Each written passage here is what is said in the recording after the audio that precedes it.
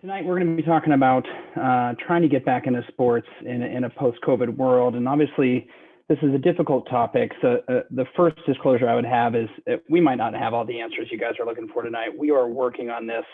The pictures you see below, these are from 1918 in the flu pandemic. And this is what sports looked like the first time we tried to get back from something like this. So people wore masks, people played in masks, people dealt with it, but it altered things. So this is a 1918 Red Sox team. They played in the post-flu pandemic World Series that was shortened because of this, and they won that World Series. They defeated the Cubs in 6 games. That ended September 11th, and then Boston became an epicenter for one of the major flu outbreaks in September 1918, partially because we had gathered a bunch of people here to attend the World Series. So this has been something that's been going on. New things happened during that. The Star Spangled Banner was played for the first time before game 1 of that. So we're adjusting, and hopefully we can offer some insight as to what direction we're going, but certainly we might not have all the answers. When we talk about return to play, even that in its own right has a bit of a spectrum to it. So the CDC has a infographic that you guys can see here, and it's recognizing that return to sport might mean return to exercise. It might mean return to skills. It might return to competition. And that has levels of danger to it. So skills at home probably has very little risk to it. Team practice now brings people together. So all of a sudden these groups have more risk of transmitting disease. We're seeing that at every level, at the youth level, at the college level, and even at the pro level. The pro teams have been able to do some pretty incredible things. We've seen some mistakes in baseball and football, but we had an NBA season that had essentially no cases, which is incredible in their bubble world. So as you then bring up more players, if you're talking about within team competition, that means more interaction. If you compete with other teams from the area, that's more interaction and again, sort of opportunity for infection. And then you go all the way to competing with people from other areas, and then that really increases the risk.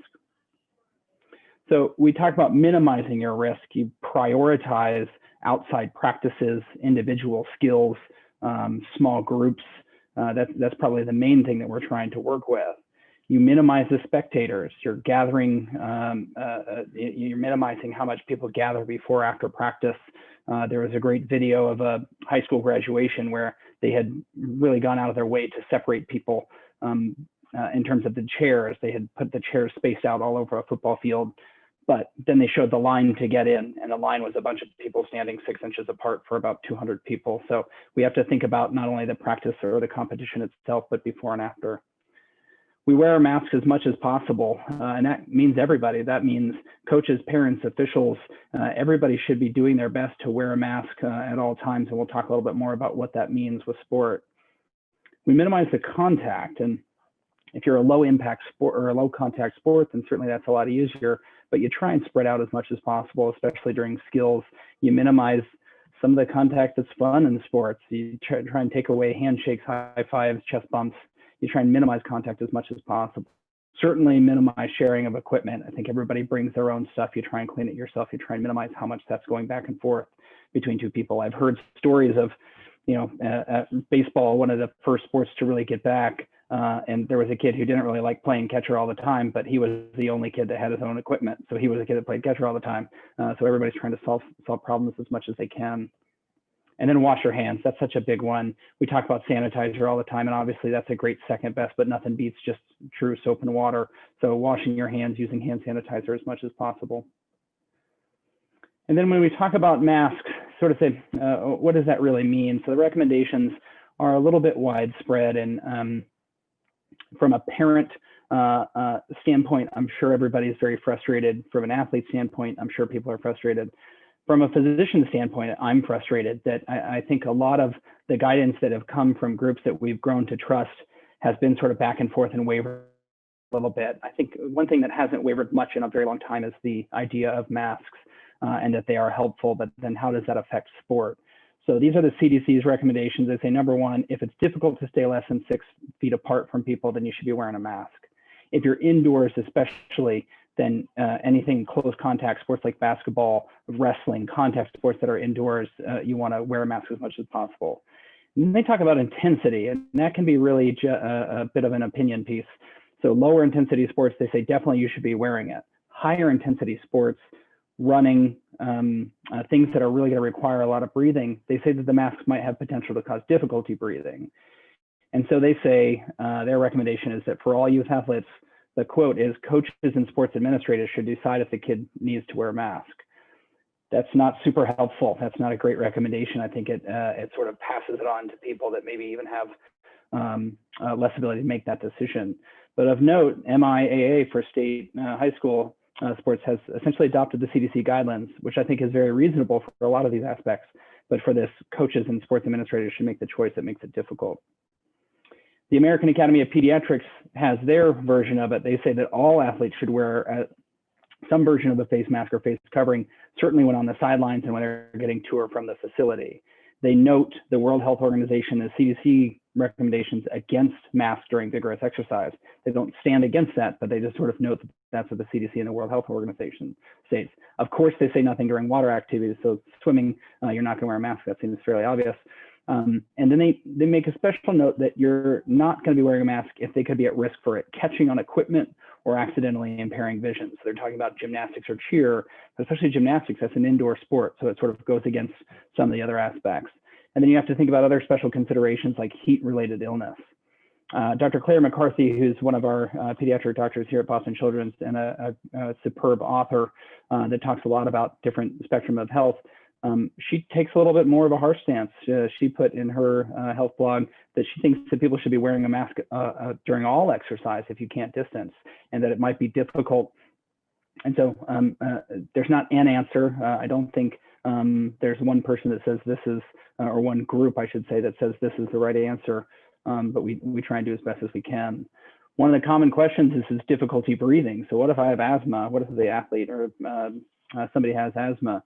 And in general, it shouldn't be a major factor. We're not wearing masks that are so tight often that they should really cause any difficulty in breathing. There is adequate, more than adequate, an abundance of data that supports that mask wearing does not affect in any functional, real way O2, oxygen, or CO2 breathing. There's been a lot of sensationalized information that this is causing trouble or that people with health issues should not be wearing masks.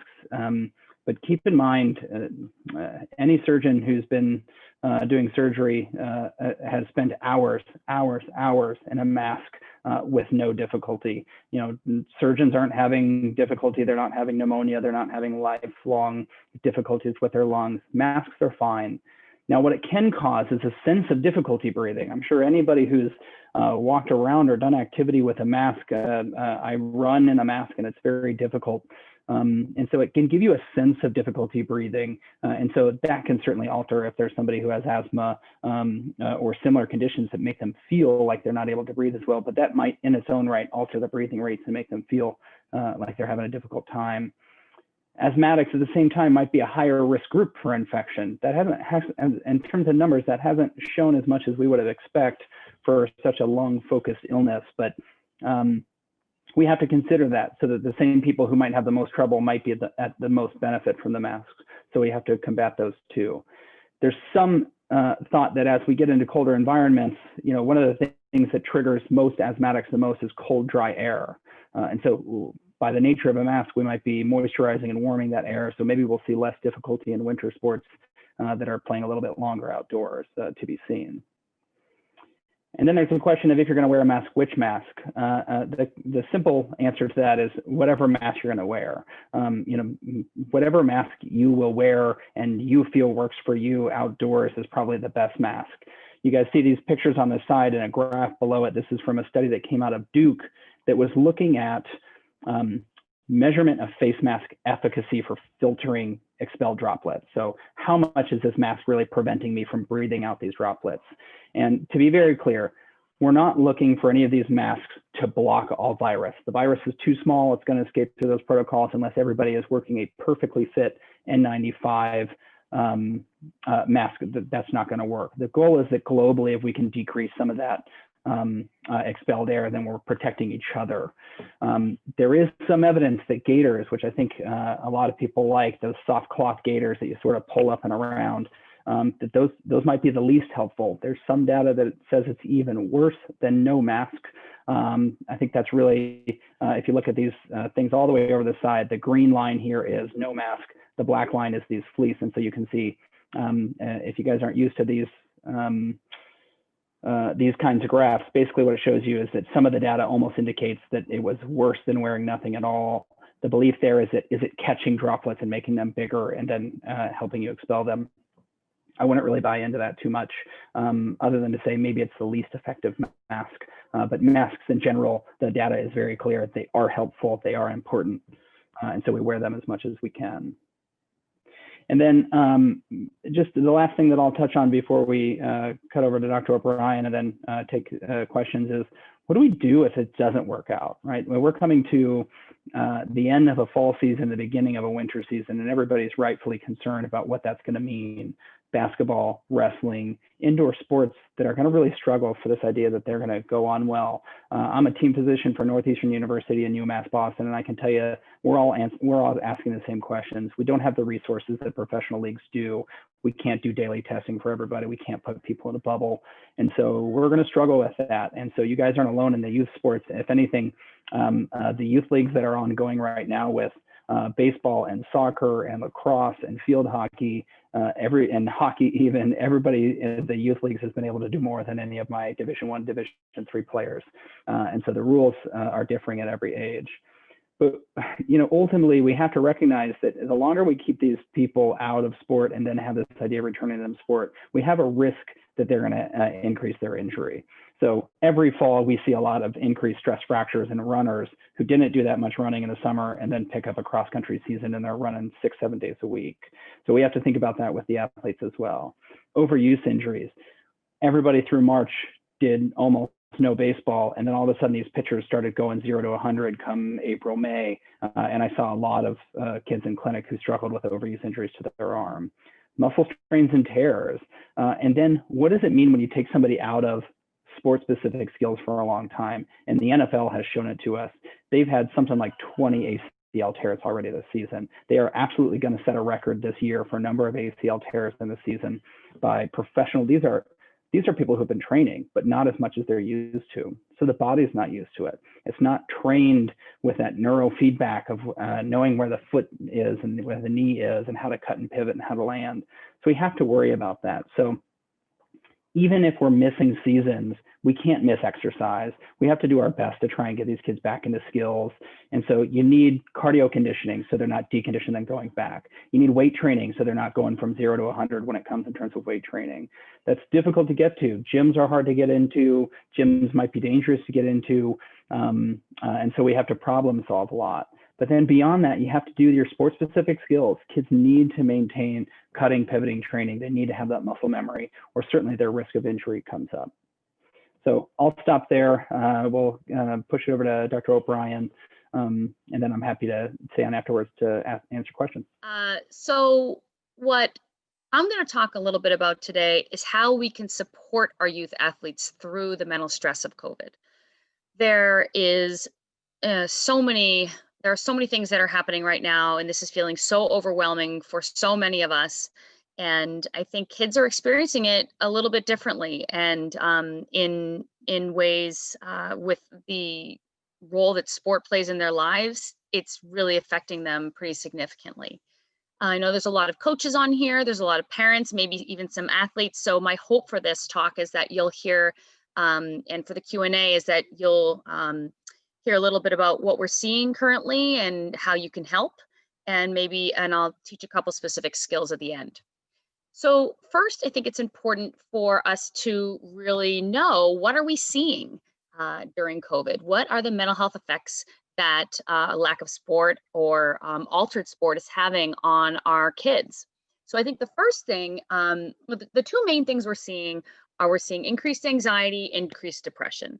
Not necessarily at clinical levels, but they're for some people there are, and for some there aren't.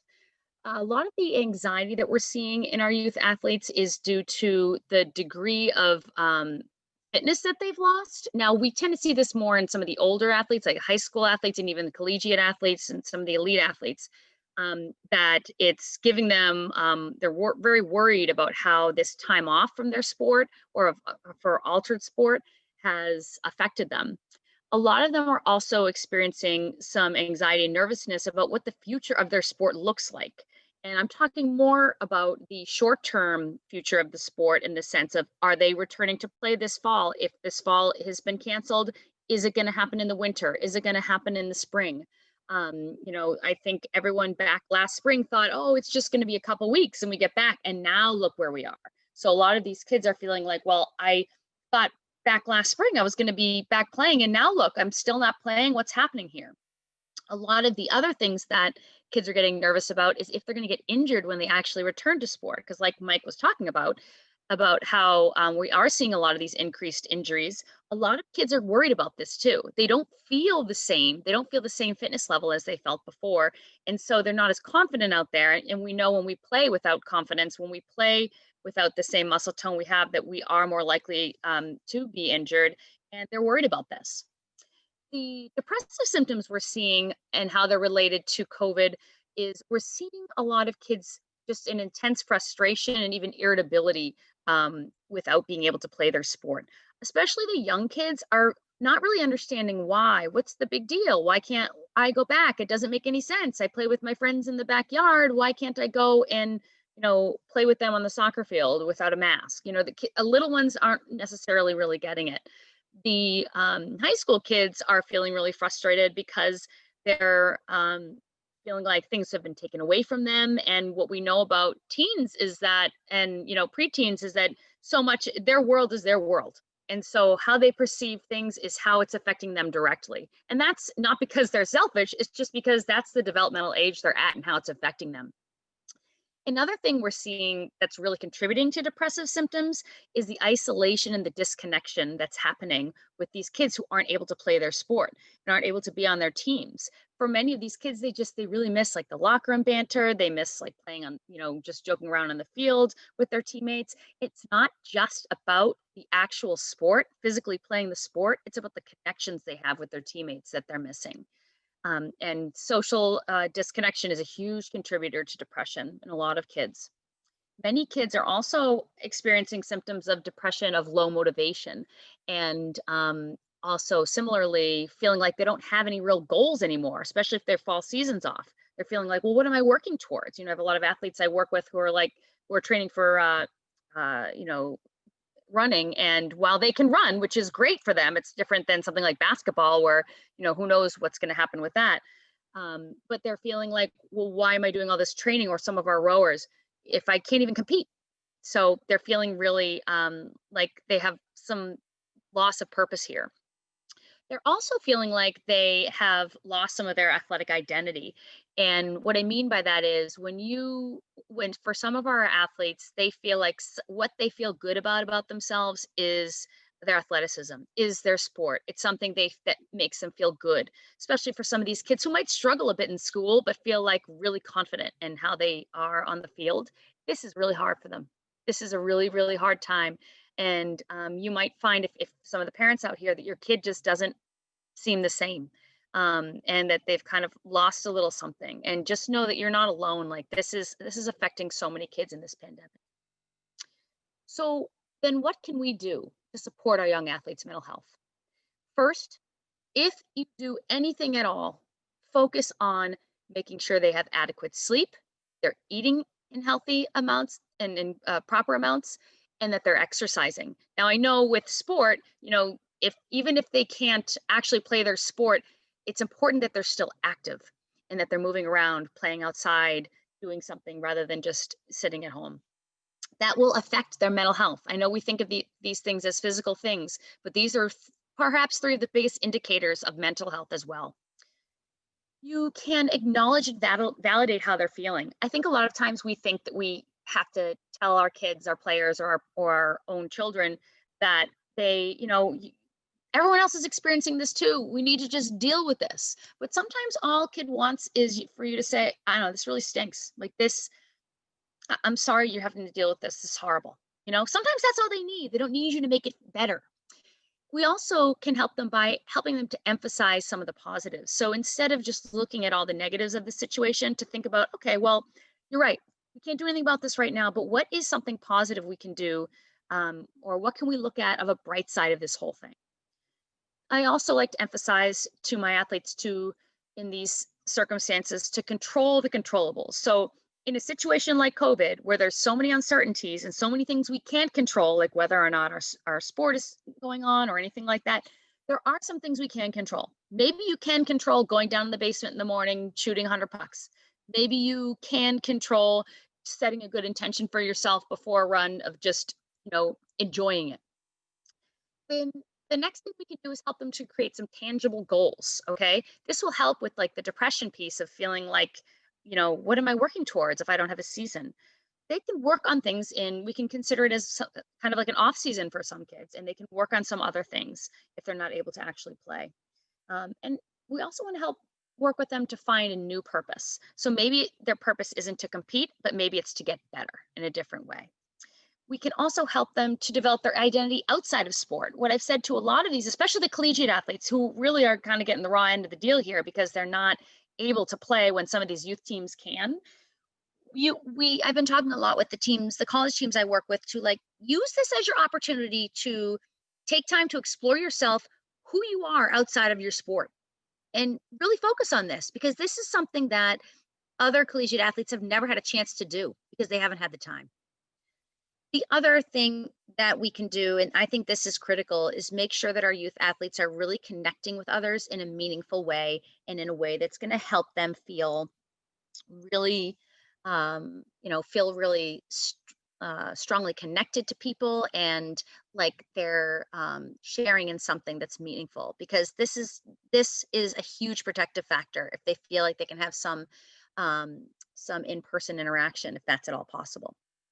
Okay, so I'm going to share a couple skills with you now, things that you can teach your players, your kids. So this first skill is, I call it go far, this is a skill that you will use to deal with unwanted emotions. This can be something like extreme anxiety. It can be something like depressed mood. It can be emotion dysregulation, like feeling like your moods are really up and down. Okay, so for the go far skill, the F stands for feel, A for accept, and R for recover. So you first want to start with feeling it. You want to, when you start to have one of these unwanted emotions, let yourself feel whatever it is you're feeling. You want to, and by feeling it, I don't mean in thinking about what it's like. I mean in actually feeling where it lies in your body, starting to notice what physical sensations are associated with the emotions and the thoughts that you're having. Now, a lot of kids are like, well, I don't want to feel this, but this is the first step, is to feel it and acknowledge what it is. Then the next step is to accept it. You want to accept that this is how you're feeling. You don't want to try to push it away, even though that's the tendency. The reason we don't want to push it away is because anytime we push away a really tough feeling, it just comes right back at you. So instead, you want to try to accept it and allow it to be there. Once you've actually allowed it to be there, then you can move into the recover piece. And that's when you want to help yourself recover from the pain of the feeling that you're having. And you do this by demonstrating compassion for yourself and by taking care of yourself. So for instance, in let's say you're feeling extreme anxiety, okay? You want to approach that with non-judgment and self-compassion within yourself, and say to yourself, okay, what can I do to feel the opposite of the way I'm feeling right now? So the opposite of anxious and tense might be relaxed. Okay, so you want to think about what kinds of things are relaxing that I can do to take care of myself. Okay, so that's the first skill, the go far skill. Now the second is simple, and it's positivity. And the reason I'm bringing this up is because in times of adversity, positivity is an absolute difference maker. For people who can focus on the positives in these times, they will be able to cultivate a resilience, a perseverance that really, in this era of COVID, the way we could look at this is that our kids can be learning this skill right now of how to deal with adversity in such a way that no other kids have been put to the test for right now. So they have the opportunity to come out as extremely resilient young athletes. So how can we cultivate this positivity?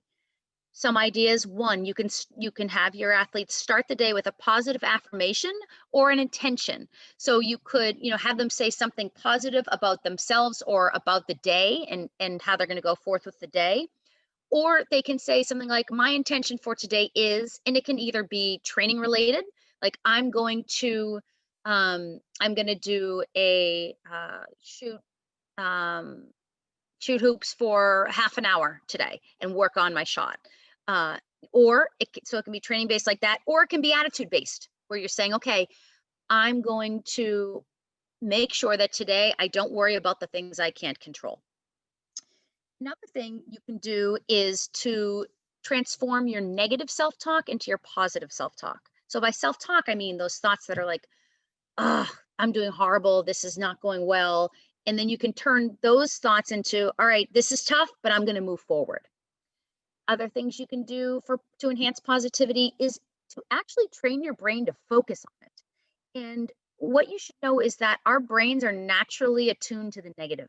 So it does take training and teaching ourselves to actually focus on the positives. And when you're focusing on it, you also want to do something that we call savoring. You want to be able to sit with it and enjoy it and be with it.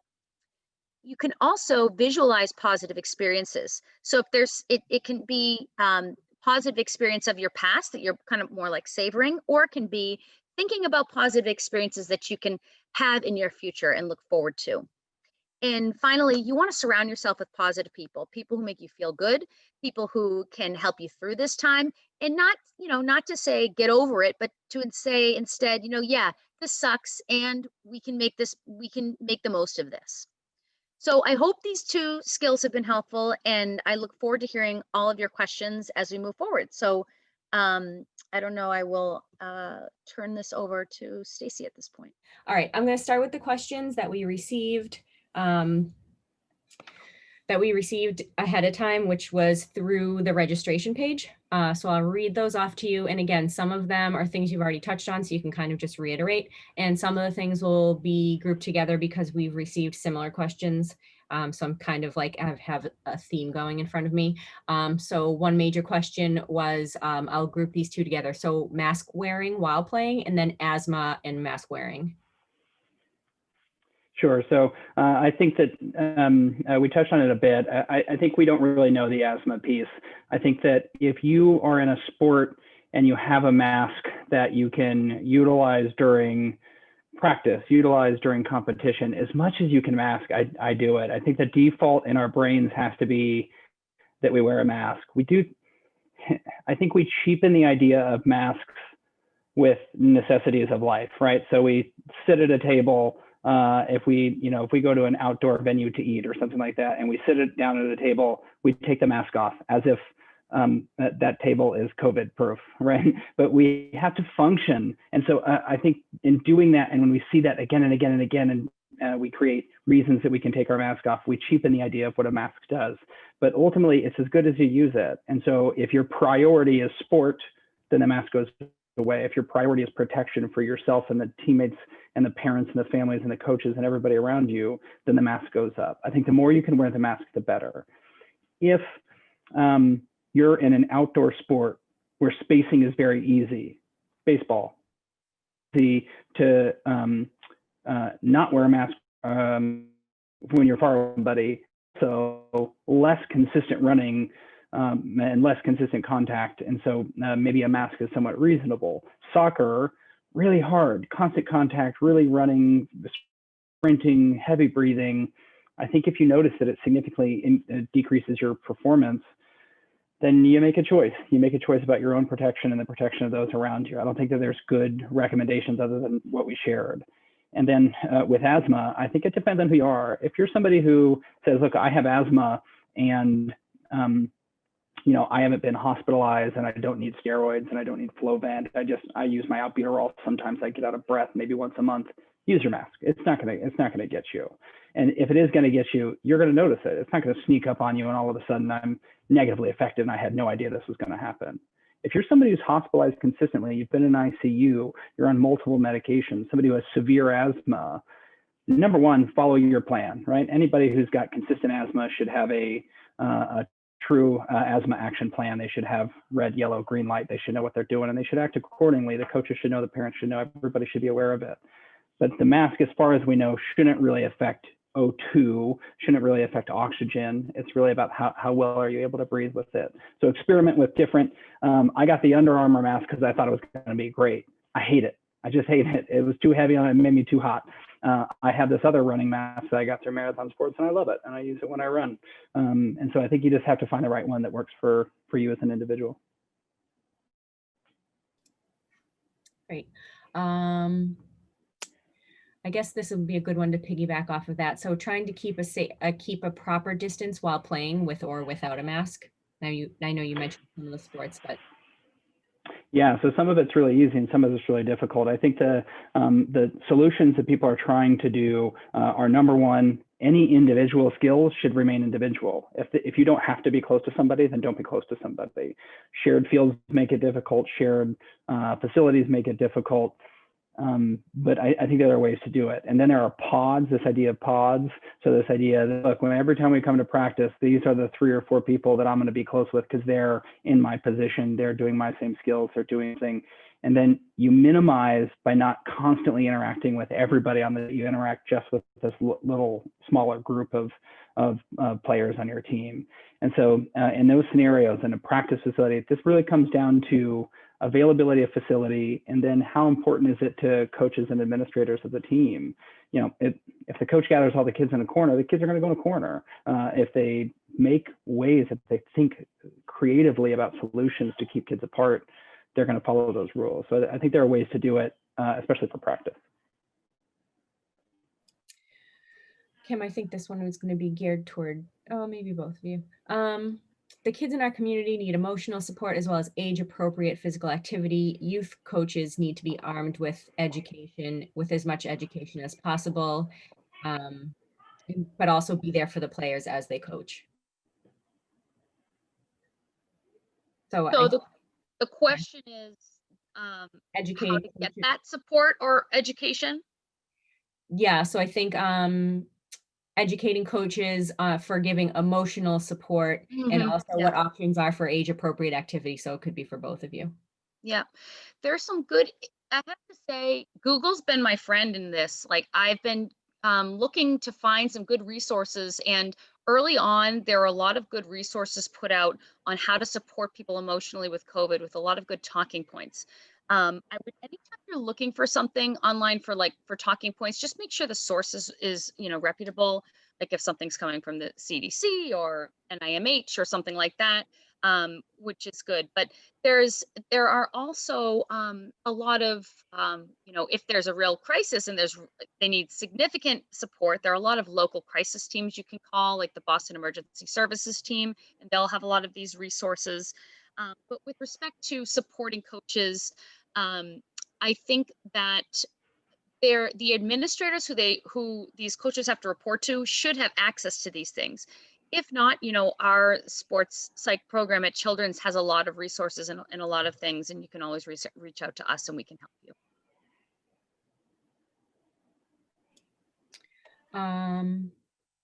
So one person, I'll read the specific question because I think it's great. So my son is an only child, which is even more difficult as he doesn't have anyone at home to play sports with, just like, no contact for fun. So what can they do? What kinds of things can they do? Yeah, this is really hard. I've heard this so much with, these kids who need to get out. And some people with school, some people will get their kids together, socially distanced, where they can actually be together, wear a mask, play around. But it's so important for these kids to play. This is how they learn and develop. So if we have a child at home who's an only child, only being alone with their parents, this is hard for these kids. It's hurting their development, to be quite honest. And so we as parents need to make sure we're trying to figure out ways that we can get our kid to have these experiences. This is something the school can help with. They should be adjustment counselor at the school should be able to help with this too. So a lot of these things, like even though this is like a sports and COVID talk, like we can really rely on our schools to help us with this in this time. They should have the resources available.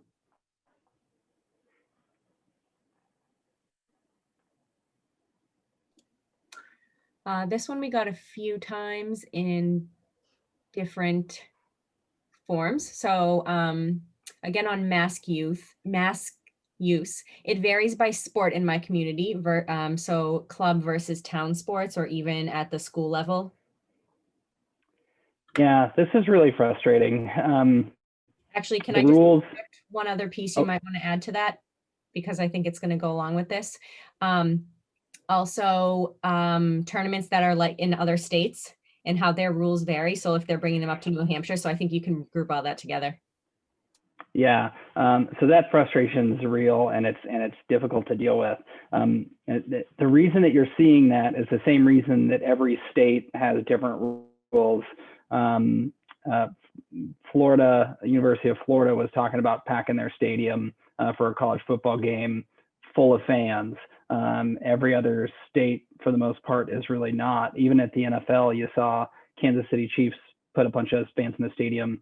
That's not allowed in most other states. So at every level of sport, and really it's the cities that are deciding, or the states that are deciding what these rules are, and then what the interpretation of those rules are.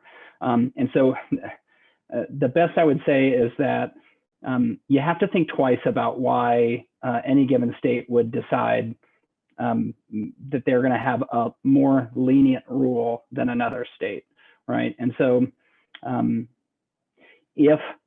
if you're going from one state to another because they're saying, hey, you guys aren't allowed to play indoor sports, you're not allowed to have tournaments, but we are, so let's drive our club team, let's go up to New Hampshire and play those tournaments.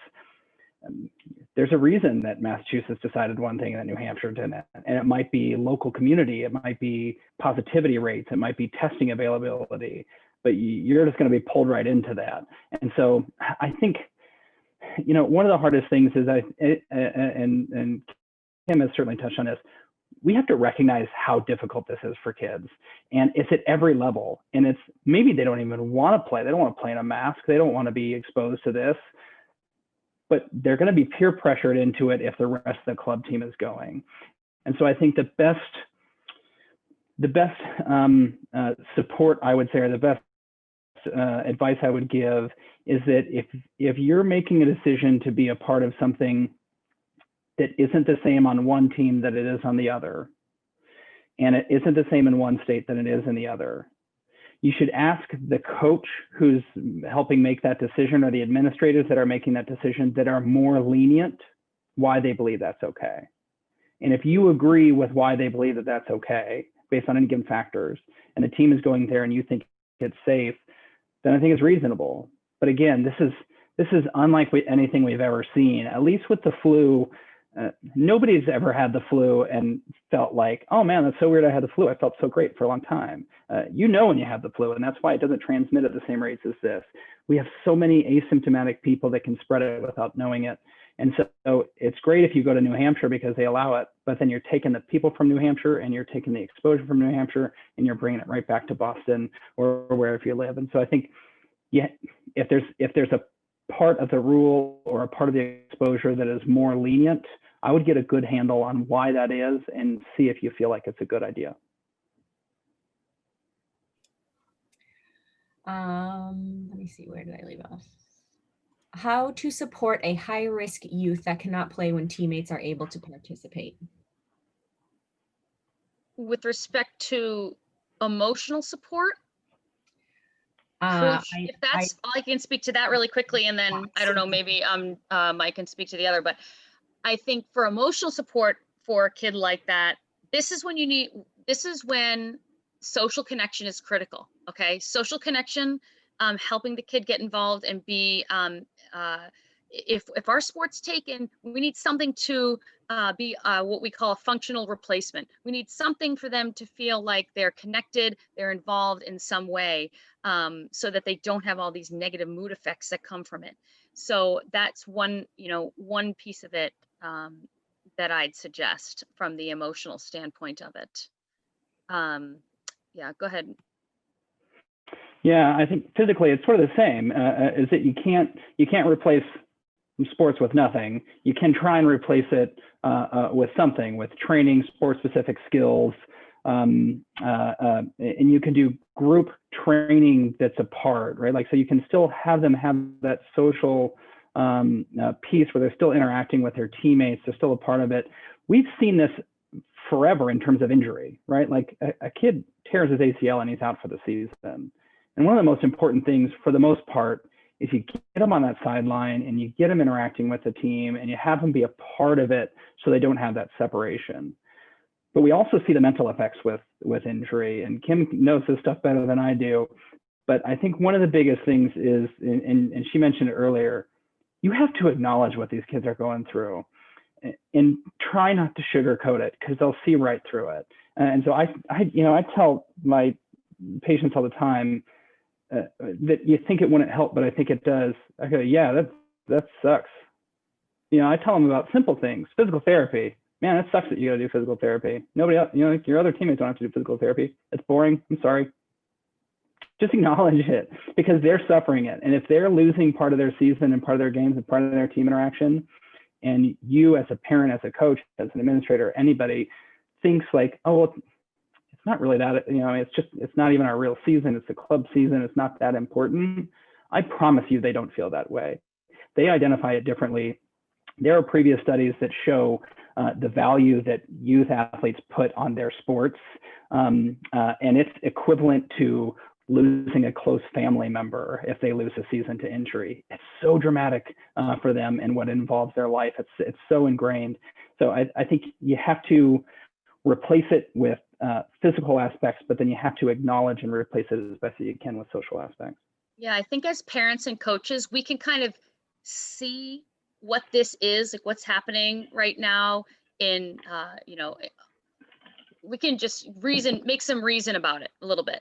These kids having their sport taken from them, just like Mike was saying, I mean, this is for some of them like the end of the world.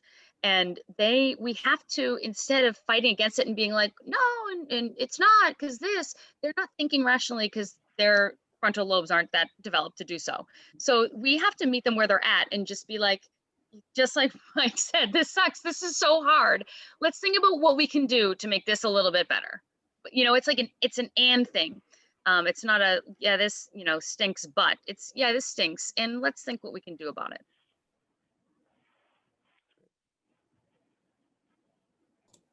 We've touched on all of these that I'm going to list off, Kim, but they've come up a few times in some questions. So it was emotional support with anxiety, depression, worry, sadness, frustration, and stress.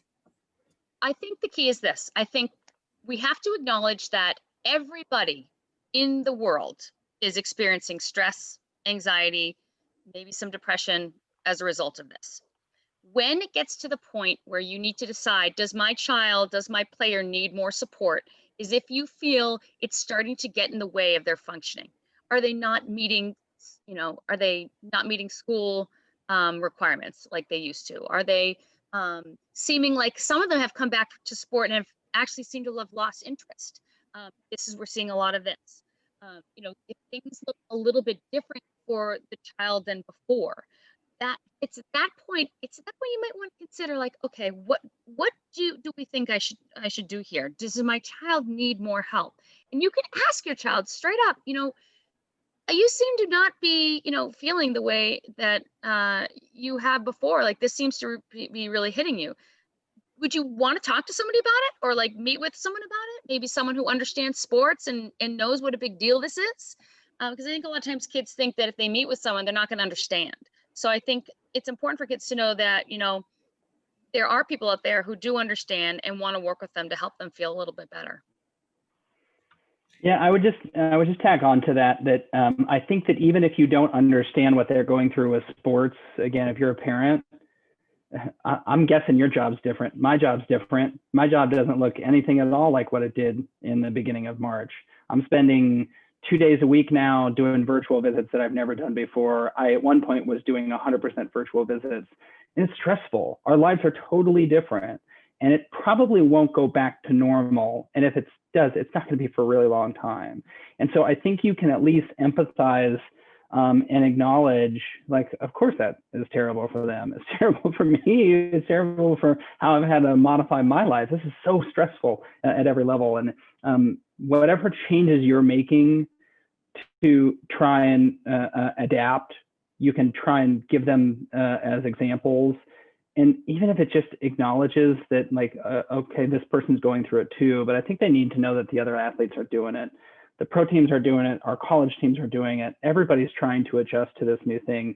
And it just needs to be acknowledged that it's very real, because they will try and take control, right? Like every adolescent sport person, Kim touched on this, they're gonna try and take control in different ways. And if it's not acknowledged, then they're gonna take control probably in unhealthy ways.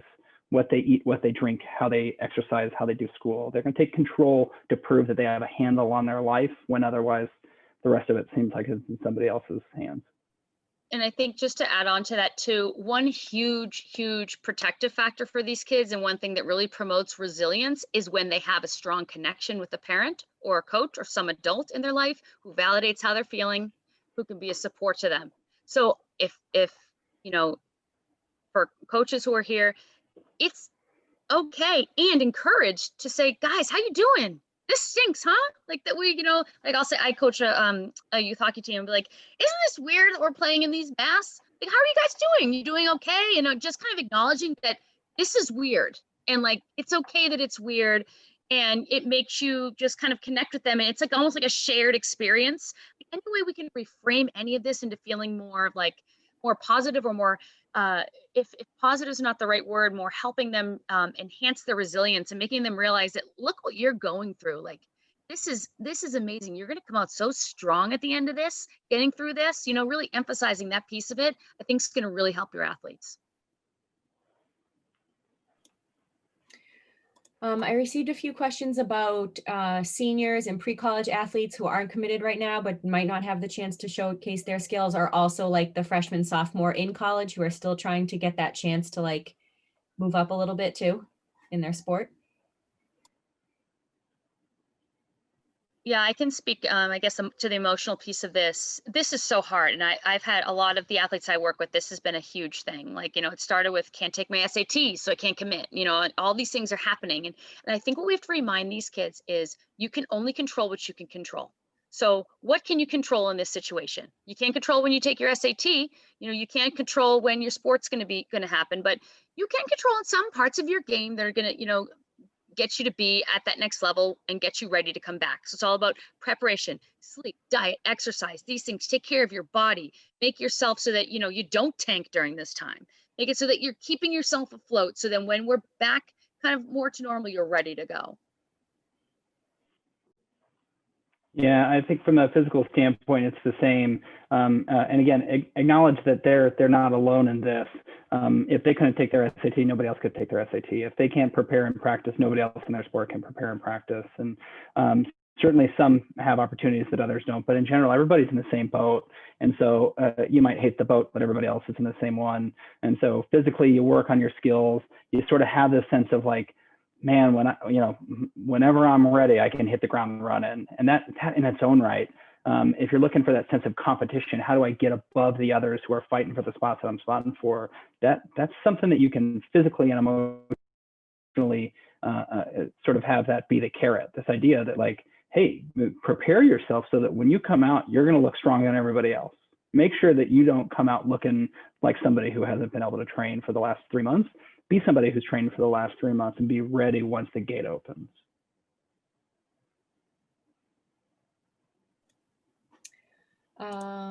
Where did I leave off here?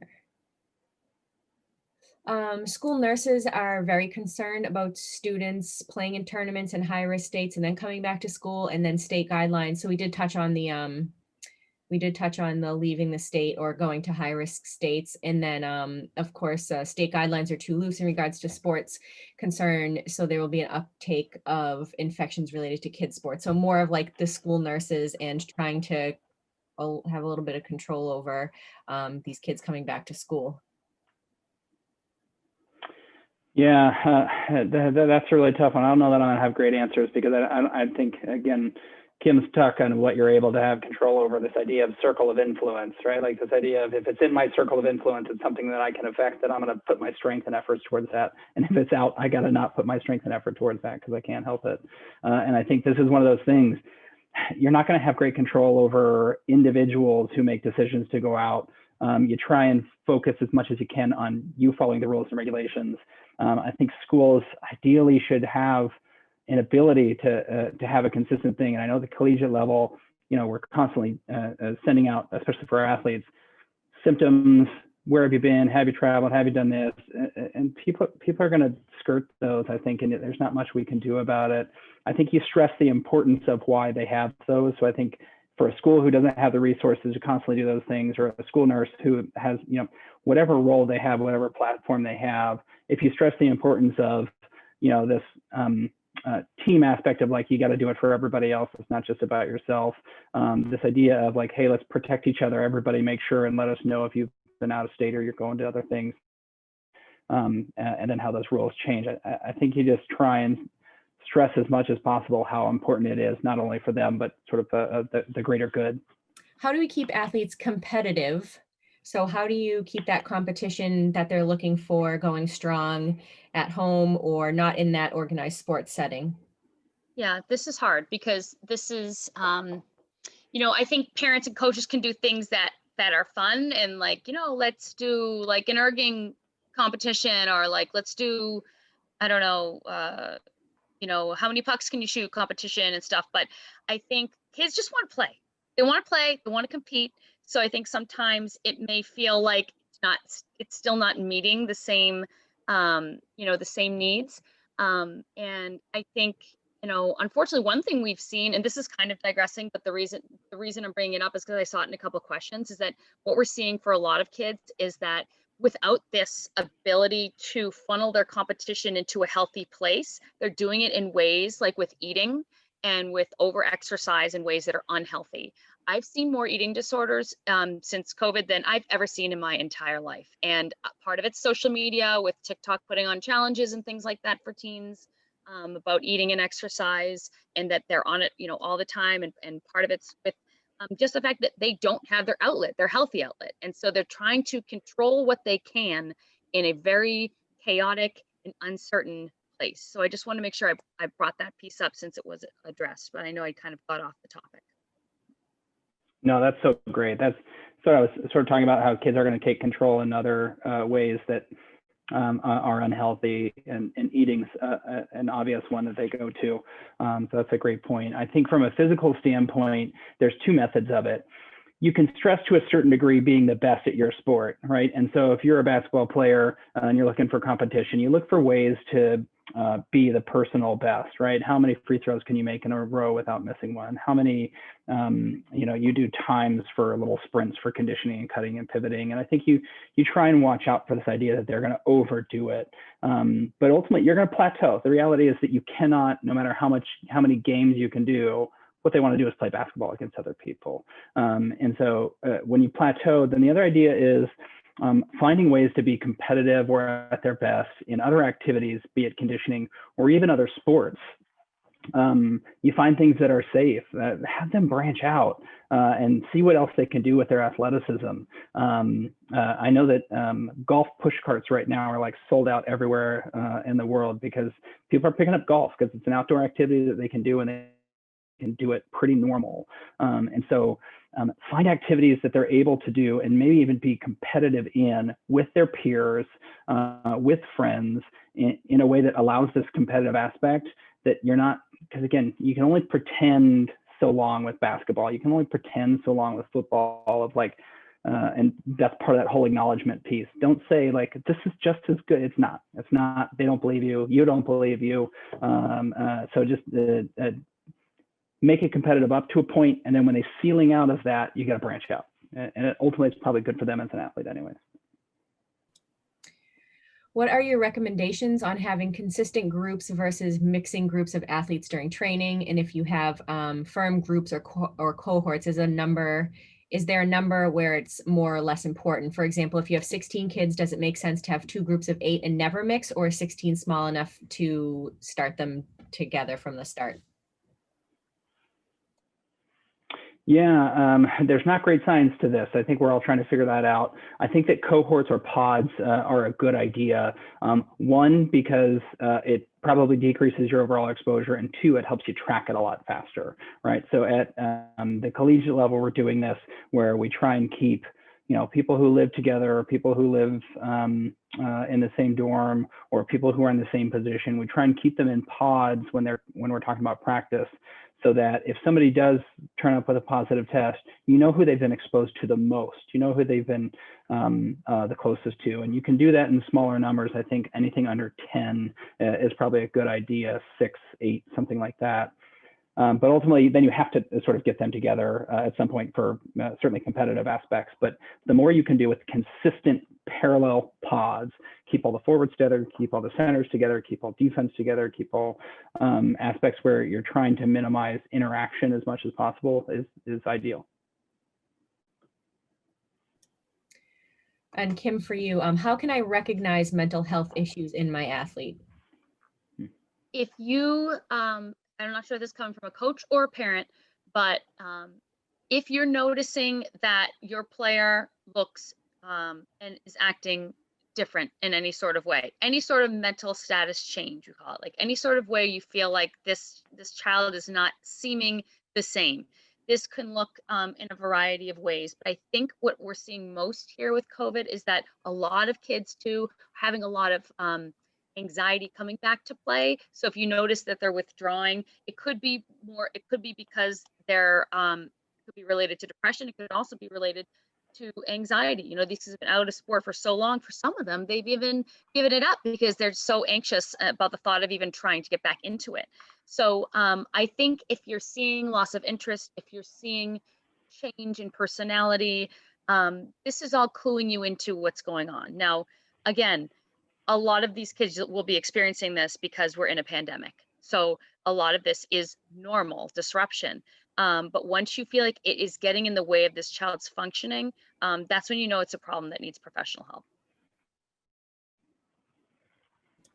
I believe this came from a coach. What precautions can we advise for when athletes leave practice or competitions? In terms of when they leave competition? Yeah, so when they're away from their sport, what I guess it's like the precautions that they kind of are just advising to their entire team. Yeah, I think that again, you sort of think about it for the team, right? And so for us, again, at the D1, D3 level, what we're doing is that, again, and we've seen this in colleges all across the nation, there's only so much you can control. And once they're out of your eye line, you lose that control. And so you stress that importance, you stress this idea that, hey, we might lose this battle anyways in terms of COVID. You can play by all the rules, quote unquote, and still have somebody show up positive. It's just the sort of nature of a disease like this. But you try and have the sense of like, guys, our best chance of maintaining any version of a normal season, our best chance of maintaining that we can continue practice, continue games, that we don't have to delay games, we don't have to postpone or cancel seasons, our best chance is if everybody follows the rules as much as possible. I think you just put value in that. You see that at the professional level. They're having people who are breaking the bubble rules or breaking their COVID, and they're releasing them from the team. It's not, like if you cannot recognize that you're part of a bigger function when it comes to a team sport, then you sort of don't deserve to be here. And so I think that's for a coach, I think you just stress that, as much as it's terrible, in a way, anybody who's in a competitive season right now is pretty lucky to be doing it because not everybody's able to. So if you want to maintain it, do your best to play by the rules. I'm on the questions now that were submitted this evening. So for Kim, are you seeing anxiety coming from kids and parents, or just mostly kids or mostly parents? Everywhere. Everyone's anxious, including this guy. No, it is like, this is what, it's coming from everywhere. The one thing I would say to parents is that your kids are picking up on your anxiety. They are. They all do.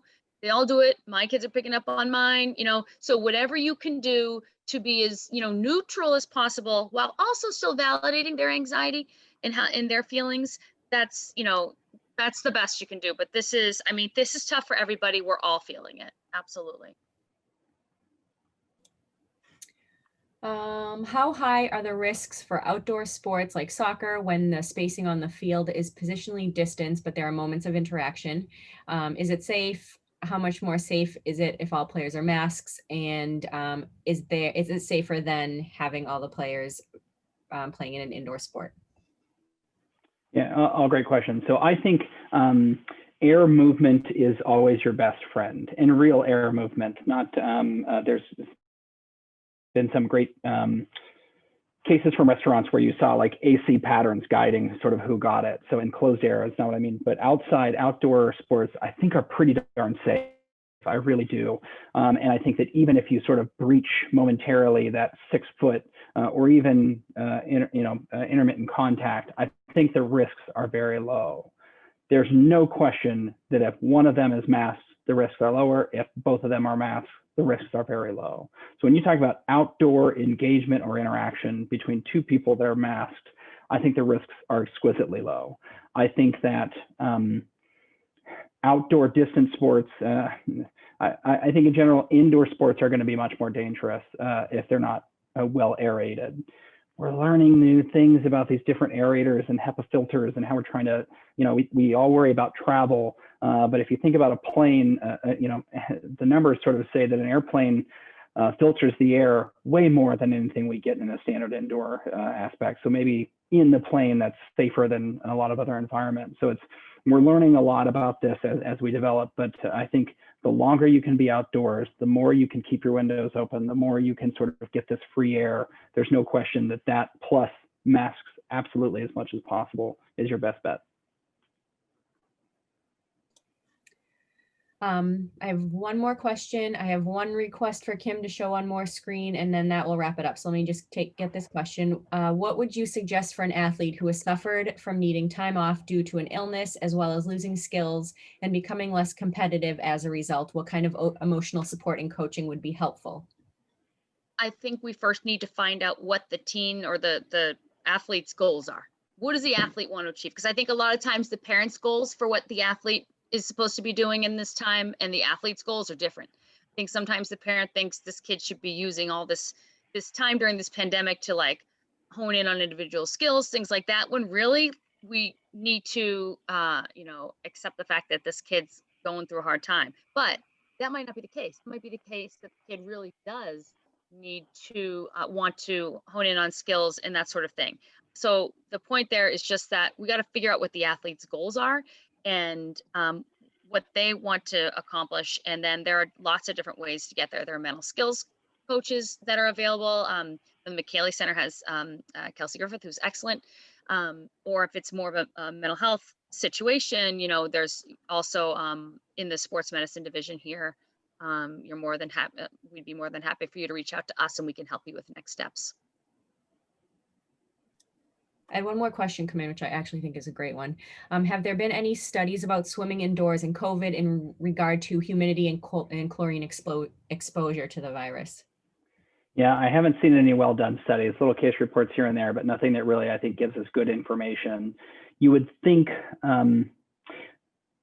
this is not a very strong virus, and so it responds pretty well to cleaners and astringents. And I think, I don't have the data here, but my guess would be that the risk of somebody catching it from swimming in an indoor pool would be crazy small.